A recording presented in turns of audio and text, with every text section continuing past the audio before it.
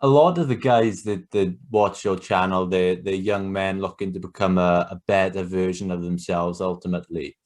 If a young guy comes to you and they're saying that they're struggling with confidence, it's like the one thing that's holding them back.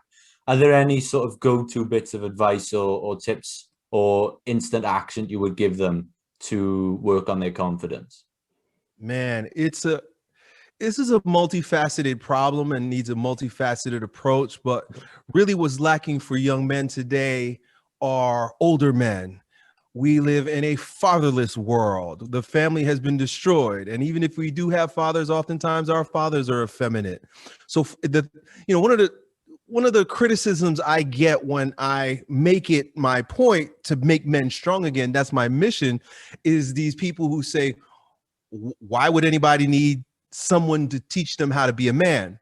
But what they don't realize is from the dawn of creation, young men were introduced to the second stage of their life through and with elders, older men, fathers, grandfathers. It was critical that these men were there. Today, that doesn't exist. Even if, like I said, even if we do have a father, he's usually absent. He's usually working outside the home. Or if he is there, he's effeminate. And 60%, up to 60%, depending on the city that you live in, don't even have fathers. They have no fathers. Their parents, they separate or they never knew their father to begin with. That's the biggest problem. So what happens when we don't have those elders is we stay trapped in eternal boyhood. And it's hard to have any kind of confidence with yourself if you haven't seen it and had it mirrored to you, haven't had it, you can't mirror it yourself because you haven't seen it, except for what the pop culture shoves down your throat, which is crap music and, pop culture garbage, Disney movies and shit.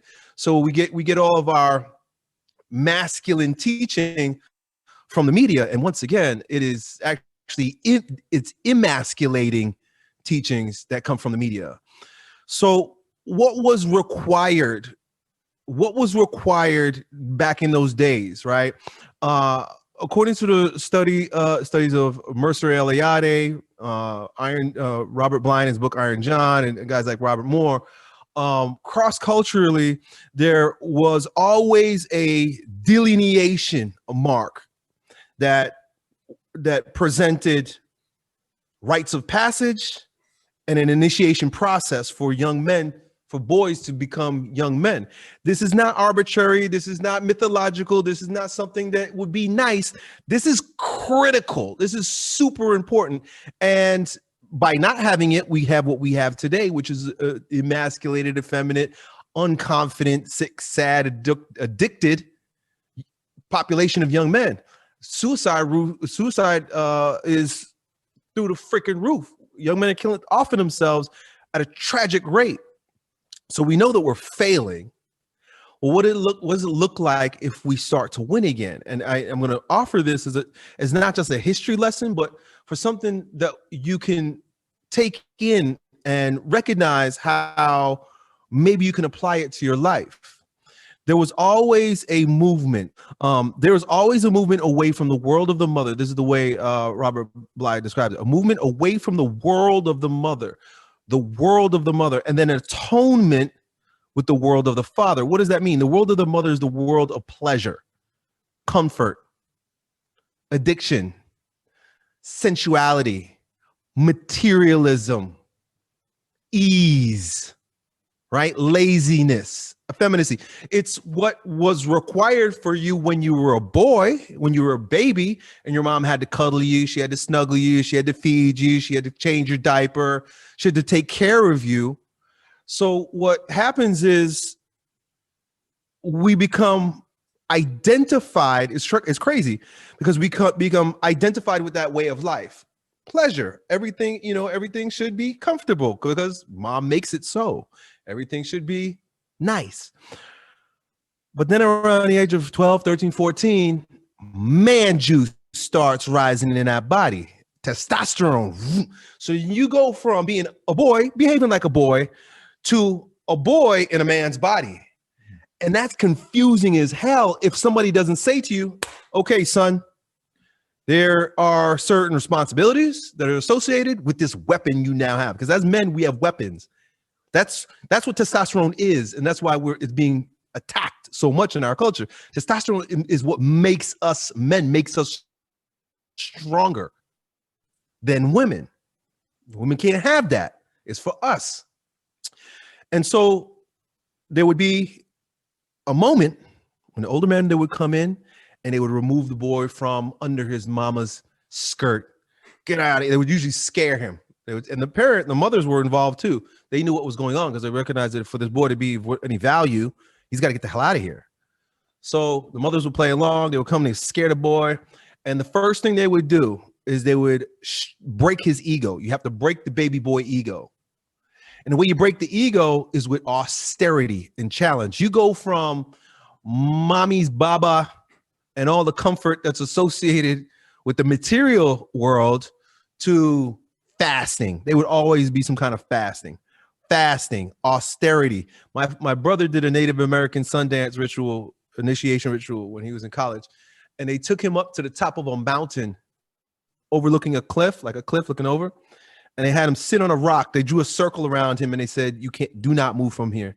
He had to stay within that circle for 4 days. The sun is cooking him. He had to find a way to sleep around that rock for 4 days to break him down. Fasting, austerity, challenge. Sometimes there would be various challenges like, hey, can you hunt? They would take him out and be like, okay, this is as a useful part of our society, you have to know how to kill this buffalo. And so they would, they take him out there and they would do these things. Again, today, what makes us useful today? Punching buttons. You could be very useful to our economy just doing this. It's, it's not challenging per se. It can be, but it's not the same kind of challenge. So when it comes to us as a modern man, what does that look like for us? Because our fathers are not doing it. Our grandfathers are not doing it for us. We don't have the elders, right? We don't even have recognition that this is a necessity. Right. Besides, if you go to the military or something like that, first of all, you got to recognize it.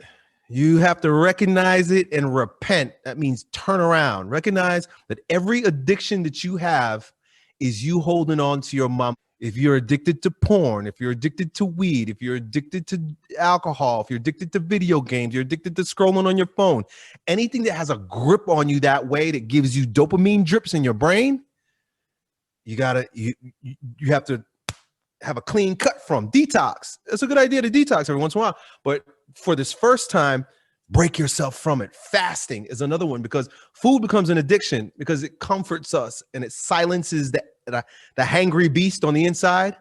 So fasting, go through a period of austerity, penance, mortification through fasting and through breaking yourself from these dopamine addictions. And then, and only then, and it's a totally, a whole other chapter is the atonement with the Father. Atonement with the Father. The word Father means pattern. Pattern means spirit.